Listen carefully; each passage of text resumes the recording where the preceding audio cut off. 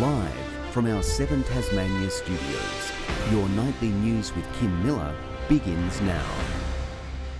Good evening, everyone. A tit-for-tat battle has erupted between the major parties, both attempting to discredit the other's key policies. The shenanigans have been slammed as stunts which could damage their image as voters head to the ballot box. From Tazinsure branded hats and jackets to a decked out store, but it seems the Liberals forgot a key detail: registering the business name for their insurance company. Former Labor Premier Paul Lennon beating them to it a few days ago. This is not to be played with. Now, Tasmanians are sick and tired of the political games. The now lobbyist questioning how serious the Liberals are about the proposal, labelling Tazinsure as a cruel hoax. It hasn't been thought through. There is no Treasury advice. With no business case released for it so far. Tazinsure is literally an empty shell. It's an empty shop front in Launceston with nothing inside it, a bit like the policy. Paul Lennon, who we know is pulling the strings of Dean Winter. It's about time Dean Winter pulled Paul Lennon into line. Dean Winter denies he or his party spoke with Lennon about the move, though the Liberals say Labor's guilty of the same thing with their proposed government business. Labor's Renew Tas hasn't been registered. And it turns out the party also had a trick of its own, creating a website for TaziDoc, an initiative first announced by Labor, which the Liberals say they're willing to match. That's up to communicate our policies. It's a completely different thing from registering Tazinsure as a business to try and frustrate a policy from being implemented. It's not a business, it's a public health provider. This is the Tasmanian Labor government stepping in to provide bulk billed services to Tasmanians who really need it. The tit-for-tat hasn't impressed political analyst Richard Herr. That's the problem with this whole election, that it began with a stunt that went wrong, and we're seeing it still bedeviled with stunts as it's in progress and only a week out. He believes it could turn voters away from the major parties. The winners in all of this are the independents and minor parties who are going to say, look, the major parties don't even know what they're doing while they're campaigning. Anthony Dodd, 7 Tasmania News. Elsewhere on the campaign trail, Jeremy Rockcliffe visited Port Latter in our northwest to deliver the Liberals' economic statement, outlining the party's plan to cut red tape and streamline development. Ensuring, of course, we dot every I and cross every T when it comes to sustainable industries, but making it easier in Tasmania to do business.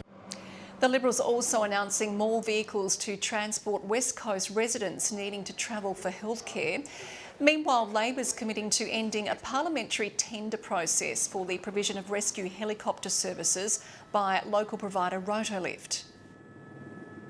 This is an organisation that's been synonymous with search and rescue, with looking after Tasmanians when they need it most. That's why we're going to back them in. Rotolift has delivered more than 14,000 missions over 25 years. Well, Tasmania's lotto luck is showing no signs of drying up. A Launceston resident or a visitor is the latest to scoop up first prize, but they're ending the working week without realising they're $100,000 richer. The ticket was unregistered, which means we have no way of contacting this mystery winner and instead must wait for them to check their tickets and come forward. The winning ticket was purchased from Brisbane Street News and Lotto.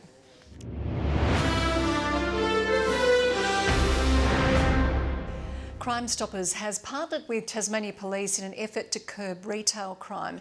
Its Know Them, Name Them campaign posts images, video and other information to Facebook, enlisting the help of users to identify suspected shoplifters. We had one individual even come forward who handed themselves in because they wanted their face to be removed from the Facebook site. While several investigations are still ongoing, other cases saw offenders named within minutes of the post going live. Tasmania Police can't do this alone. We want to work with the community. We want to work with Crime Stoppers. We want to work with retailers. We want to work together to tackle retail crime. The initiative has helped track down 11 out of the 19 people sought since it launched 8 weeks ago. Cryptocurrency ATMs are popping up across Tasmania, offering a quick way to buy digital currencies like Bitcoin. But lurking behind the convenience is a sharp rise in scams targeting vulnerable users, with millions of dollars already lost.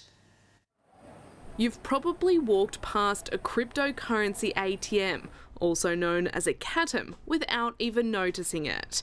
But these machines are popping up more and more across the state. In Tasmania in 2015 we had one crypto ATM, and now in 2025 we have 21. They allow users to deposit cash and purchase digital currencies like Bitcoin.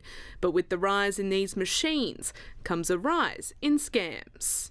Bitcoin is a legitimate currency being widely used. The problem is that criminals are also using it because it's harder to trace them. Romance investment and government impersonation scammers are all using catums to steal millions, and Tasmania police are cracking down.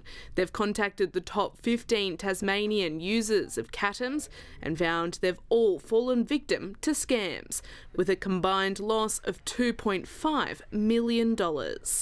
Their average age was 65. As I said, their average loss was $165. We had one victim who's lost over $750,000.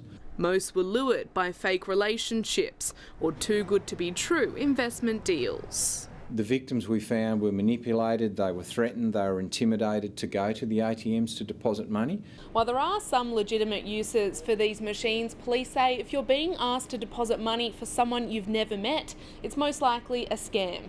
And once that money's gone, it's nearly impossible to get back. And if you aren't sure or something feels off, it's time to ask somebody else and check with authorities or report to Scamwatch before you get too deeply involved. If something seems too good to be true, guess what it is? Lily Thompson, 7 Tasmanian News. Driving conditions can change suddenly during the Tasmanian winter. The RACT is reminding drivers to take care on the road and ensure their vehicles go for a seasonal service.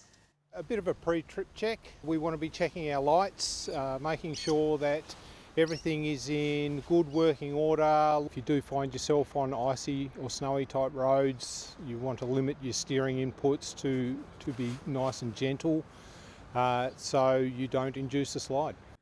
It also recommends to give your car 10 minutes to warm up before you drive and to use both heating and air conditioning to prevent foggy windows. Former Carpenters and Defence Force personnel are among 24 new recruits joining the ranks of the Tasmania Fire Service.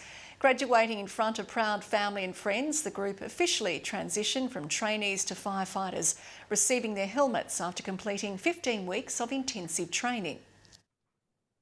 Tried a couple of times to get into the fire service, thought about this day a lot, so to finally be here, yeah, it's surreal. They've got the most females that we've had in any recruit course of 7 on this current intake. The group of graduates will now be split in two, half heading to Launceston, the others will remain in Hobart. Sitting dormant for close to a decade, one of Tasmania's most iconic shop fronts is finally about to write a new chapter. After years of failed projects and setbacks, Launceston's Burchels bookshop is a major step closer to its long-awaited revival.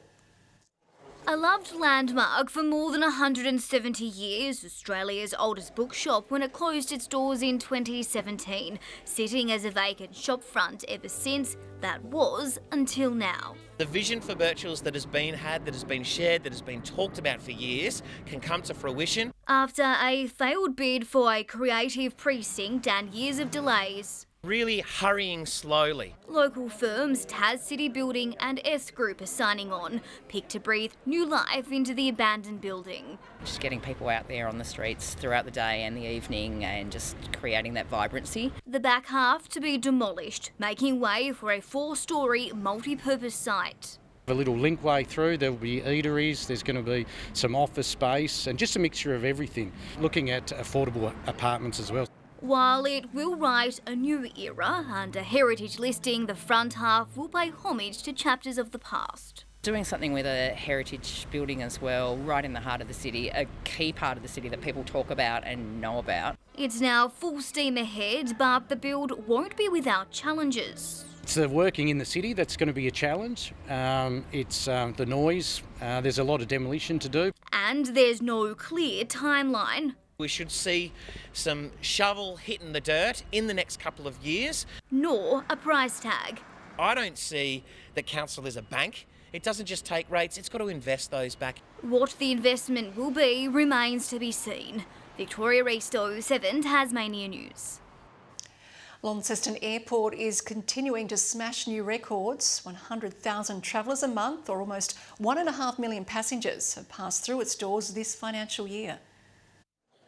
It holds the crown as the gateway to the north, cementing that reputation with another record-breaking year.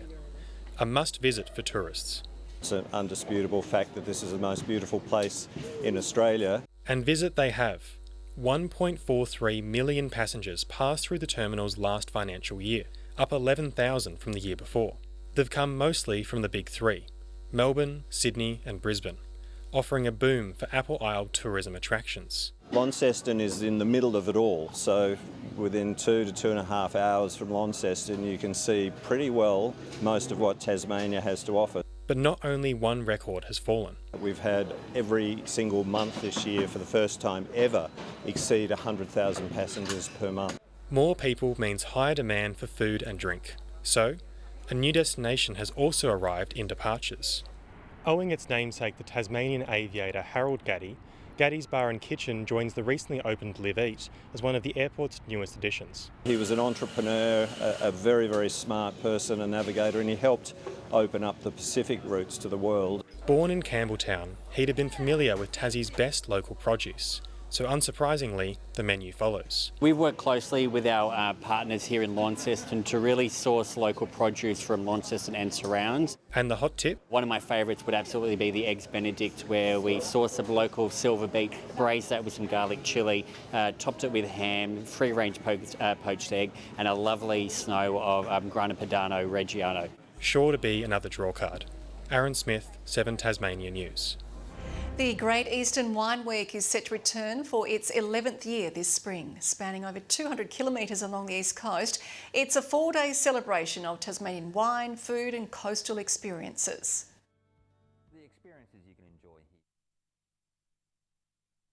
We have events such as long table dinners with spring bale of an evening, or you can be in the vines learning about honey and the regionality of our wine, how that interacts with our soils. Or you could be up in St Helens at a sing and sip. Produces some beautiful varietals of wine, so you've got beautiful Chardonnays, Rieslings and Pinot Noir, and the quality of the wine on the East Coast is second to none. And the wines will start pouring on October 23. A local community has rallied together to get a new playground for the neighbourhood's children. The new park has opened in South Hobart, with kids and parents all coming out to join in on the fun. Little lambs cutting the ribbon on a new playground, with a little help from Mum. After playing in an empty lot 3 years ago, local woman Emma Green saw an opportunity to bring the local neighbourhood together. Somewhere that they can come within walking distance to do active play and for families to connect. It's been a real group effort. Kids of the neighbourhood went door knocking around the neighbourhood to get the signatures for the petition, which we presented to council. This is a real positive story of community action.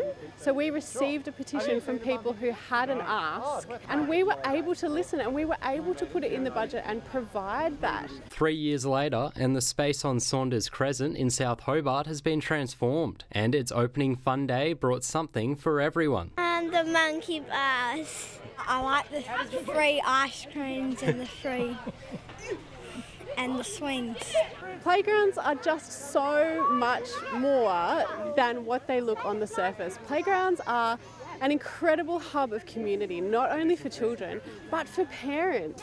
It's sure to provide Lamb and all the other neighbourhood kids with plenty of fun for years to come. Oh, Liam! If he's not too distracted by our microphone.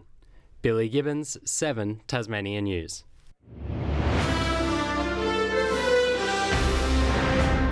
And after leading the way in the NBL select team in Japan, one of our new Jack Jumpers recruits is settling into life in Tassie. Former Brisbane Bullet Josh Bannon has only been in the state for a month, and while the Olympics and the NBA have always been on his radar, he says he's just as excited to bring his competitive edge to the Jack Jumpers. I would love to be here long term. I think this club has had tremendous success in a short period in the league. I think that it's a special organisation and I'm very grateful to be a part of it. Jackie's pre-season starts next month, but for today, Bannon had his hands full helping out at a school clinic run by the club. Good evening. Hobart 13 today, Launceston and Devonport 15, Burnie reached 14. Friendly Beaches and St Helens 16, 15 on Flinders, King Island, Lowhead and Bushy Park 14, 13 at Smithton, Grove and Strawn, and just 6 degrees in Lyowini. Scattered cloud was evident about the west and south today, a little less, however, about northern and eastern parts. Now that scattered low-level cloud was not only visible across Tasmania, but also Victoria, SA and New South Wales.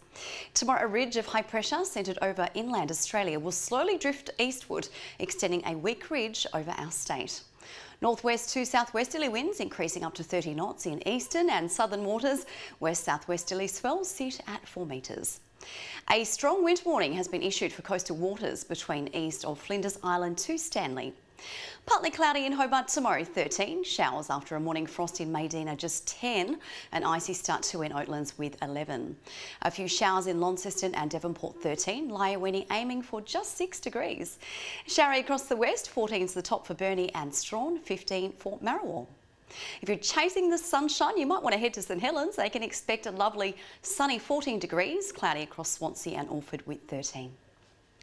Light showers about the north and west on Sunday, extending statewide throughout the afternoon. Snow falling to 800 metres about the west, and they're also in for a possible thunderstorm. An inland frost at first on Monday, then showers about the west, south and Bass Strait Islands, extending west later. Snow continues, but to 600 metres. And another morning frost on Tuesday, also more showers about the west and Bass Strait Islands. That snow remains, but to 700 metres. A quick look now at mainland conditions for Saturday. A frost in Alice Springs and Canberra, 17 and fine in Adelaide. A sunny day in Brisbane with 21 degrees. 9 degrees in Hobart, partly cloudy, clear in Launceston with 6 and clear also in Devonport with 7. Now Kim, fingers crossed the weather stays fine for the Lightwave Festival that's being held on the lovely Tasman Peninsula this weekend. That is all your news for now. As always, thanks for joining us everyone. Good night.